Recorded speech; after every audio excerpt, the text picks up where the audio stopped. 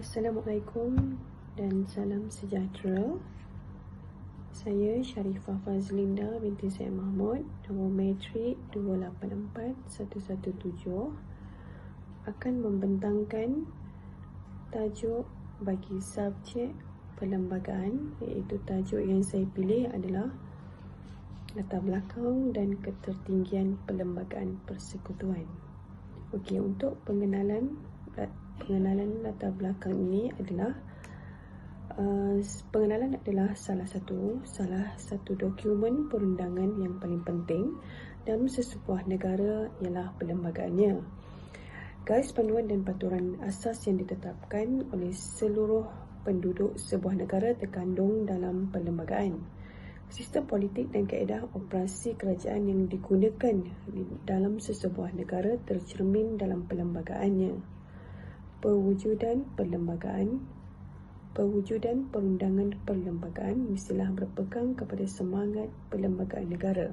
Seterusnya adalah konsep ketertinggian perlembagaan di Malaysia, iaitu jawatan yang disandang oleh YDP termasuklah Ketua Negara, simbol kesetiaan rakyat, simbol negara, Ketua Parlimen dan Ketua Kerajaan.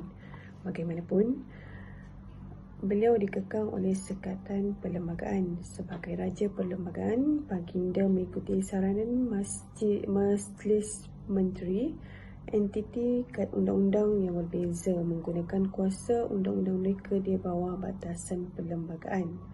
Perlembagaan tidak boleh bercanggah dengan memandang perundangan. Jika undang-undang bertentangan dengan perlembagaan ini, ia adalah terbatal dan tidak sah. Manakala struktur ketertinggian perlembagaan Malaysia adalah melalui 3 perkara, iaitu 1. Perlembagaan persekutuan. Pertikaian mengenai pembinaan asas perlembagaan tidak boleh diselaraskan secara saintifik. Pada hakikatnya, perlembagaan persekutuan menggariskan proses untuk meminda perlembagaan dalam keadaan tertentu. 2. Setiap tafsiran dan enakmen undang-undang mesti menegakkan idea kedaulatan yang dilindungi secara jelas dalam perlembagaan persekutuan mengikut falsafah undang-undang. Oleh itu, dan bukannya sebaliknya, situasi undang-undang di bawah perkara 162 dan tafsiran undang-undang bertulis di bawah perkara 160/2 mungkin menjelaskan idea kedaulatan sebenar yang mensasari reka bentuk asas perlembagaan persekutuan. Seterusnya, pelaksanaan dan perbandingan di luar negara dengan Kerajaan Negeri Melayu. 1. Siri perjanjian antara kedua-dua badan berdaulat pada asasnya mengawal hubungan antara Kerajaan British atau Great Britain dan Kerajaan Negeri Melayu. Malaysia Pemaksuran Kemerdekaan, Lowering the Union Jack 18 Julai 1957 yang menyatakan bahawa negeri-negeri Melayu tidak pernah menjadi wilayah British tetapi hanya wilayah yang dilindungi oleh British, iaitu British menegaskan tahap kemerdekaan Kerajaan Negeri Melayu.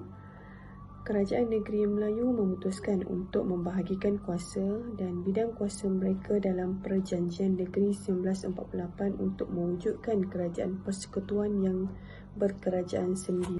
Seterusnya, isu yang berkaitan dengan topik ini adalah terdapat isu dengan setiap agama, tetapi status Islam sebagai agama rasmi negara tetap tidak terjejas.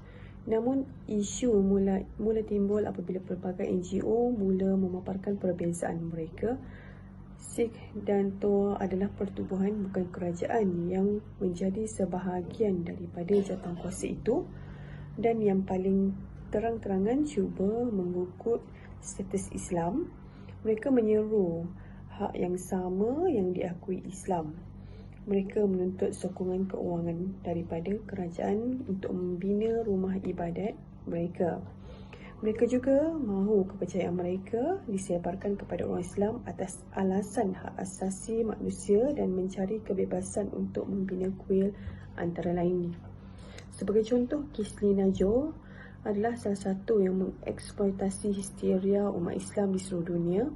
tapi terutamanya di Malaysia yang tidak dapat mempertahankan Islam, di mana-mana malah agama seorang Muslim. Selepas pertempuran undang-undang yang berlarutan melibatkan Muhammad Abdullah atau Murti S. Sharmala dan Nyonya Tahir, sekumpulan orang yang telah berkumpul di Petaling Jaya, Melaka dan cuba untuk berkumpul di Pulau Pinang pada 14 Mei 2006 memfailkan Artikel 11 untuk tuntutan tindakan kelas untuk menuntut kerajaan mengiktiraf kebebasan murtad di bawah perkara 11 Perlembagaan Persekutuan. Untuk kekuatan dan kelemahan bagi isu ini adalah, kekuatannya adalah menjalankan pilihan raya secara demokrasi adalah bagi mengelakkan daripada berlakunya rusuhan di dalam negara. Hal ini dapat dielakkan kerana segala keputusan adalah berdasarkan pilihan rakyat itu sendiri. Oleh itu, apabila seseorang pemimpin dipilih, rakyat perlu menerima dengan sepenuh hati kerana pemimpin tersebut dipilih berdasarkan daripada undian rakyat itu sendiri. Dan kelemahannya adalah rasuah yang digunakan oleh calon bagi mendapatkan undian yang tertinggi. Antara kes yang terdapat adalah apabila pihak calon menggunakan pengundi berhantu yang bermaksud calon tersebut mendaftar kad pengenalan palsu dan mengundi bagi calon yang telah membayar kepada mereka. Hal ini sering berlaku apabila pilihan raya dijalankan. Untuk analisis bagi topik ini adalah kemunculan moden teknologi maklumat dan komunikasi ICT dan globalisasi adalah dua faktor yang telah mengubah cara orang melihat demokrasi. Politik merupakan salah satu topik yang menjadi perhatian media termasuk dalam talian. Ini berikutan banyak kumpulan yang menggunakan media sebagai sumber maklumat. Akibatnya, sistem politik yang mesti berkembang ke arah yang lebih moden menggunakan media sebagai salah satu saluran komunikasi dengan semua rakyat Malaysia. Semua rakyat harus dimaklumkan, berpengetahuan dan terlibat dalam proses demokrasi agar demokrasi berfungsi. Menurut analisis yang dilakukan, terdapat beberapa faktor yang mempengaruhi cara orang mengundi dalam pilihan raya, termasuk tahap kepuasan mereka, cara mereka menggunakan media untuk belajar tentang politik dan sejauh mana mereka memberi tumpuan kepada pengundi untuk isu-isu yang umum. Cadangan penambahbaikan bagi tajuk ini adalah profesional undang-undang di Malaysia harus bersedia untuk mengubah cara Artikel 3/1 Perlembagaan Persekutuan ditafsirkan. Oleh itu, Islam sebagai agama persekutuan harus difahami sebagai agama rasmi Malaysia ialah Islam. Akibatnya, Undang-Undang Islam mengawal Undang-Undang Malaysia. Akibatnya, Undang-Undang Islam tidak dilihat dalam kerangka dunia moden. Kedua, terdapat revolusi dalam bagaimana perkara 3 Perlembagaan Persekutuan difahami sebagai hasilnya. Pandangan ini amat penting kerana ia berfungsi sebagai asas untuk menegakkan semula kedaulatan Malaysia di bawah Undang-Undang Islam seperti yang berlaku di negara-negara Melayu sebelum mereka dijajah 498 tahun lalu. Dan seterusnya adalah perlembagaan yang diwujudkan amat penting untuk menjaga hubungan baik antara kaum kerana ia merupakan jalan keazaman yang boleh diikuti oleh seluruh rakyat di Malaysia, dan perlembagaan amat penting untuk mengekalkan keamanan bagi setiap kaum di Malaysia.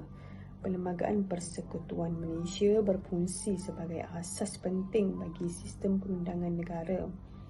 Sistem tadbir urus dan kawalan adalah mencabar untuk ditubuhkan tanpa perlembagaan.